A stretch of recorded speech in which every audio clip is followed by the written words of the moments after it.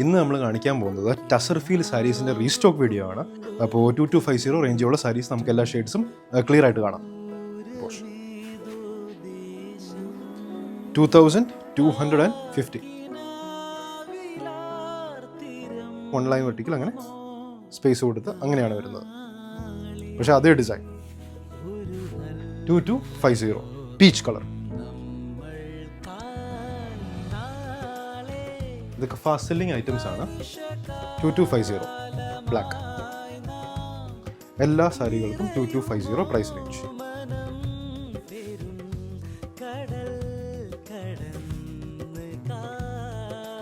2250 lavender colour.